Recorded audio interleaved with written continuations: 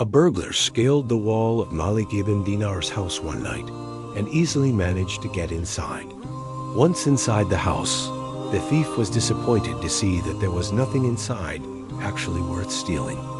The owner of the home was inside at the time. He was busy performing prayer. Realizing that he was not alone, Malik quickly ended his prayer and turned around to face the thief. Without showing any sign of being shocked or afraid, Malik calmly extended greetings of peace and then said, "My brother, may Allah forgive you. You entered my home and found nothing that is worth taking. Yet I do not want you to leave my home without taking away some benefit." He stood up, went to another part of the room, and came back with a jug full of water. He looked into the eyes of the burglar and said, "Make ablution and perform 2 units of prayer, for if you do so, you will leave my home with a greater treasure than you had initially sought when you entered it."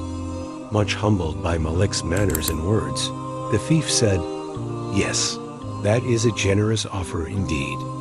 After making ablution and performing 2 units of prayer, the burglar said, "O Malik, would you mind if I stayed for a while?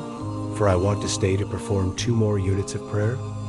Malik said, "Stay for whatever amount of prayer Allah decrees for you to perform now." The thief ended up spending the entire night at Malik's house.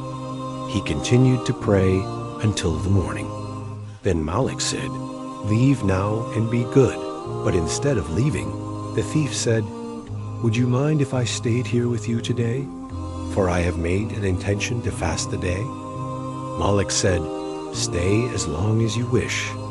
The burglar ended up staying for a number of days, praying during the late hours of each night, and fasting throughout the duration of each day. When he finally decided to leave, the burglar said, "O Malik, I have made a firm resolve to repent for my sins and for my former way of life." Malik said, "Indeed, that is in the hand of Allah." The man did mend his ways and began to lead a life of righteousness and obedience to Allah. Later on, he came across another burglar he knew. His friend said to him, "Have you found your treasure yet?" He said, "My brother, what I found is Malik ibn Dinar. I went to steal from him, but it was he who ended up stealing my heart. I have indeed repented to Allah, and I will remain at the door of his mercy and forgiveness until I achieve what his obedient, loving slaves have achieved."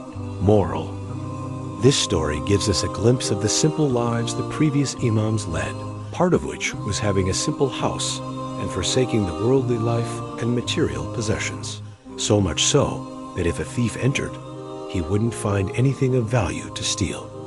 We also learn of the effect that being around righteous company has upon us. This is in accordance with the hadith of the Prophet, may the peace and blessings of Allah be upon him, in which he said, "A man is upon the religion of his best friend, so let one of you look at whom he befriends."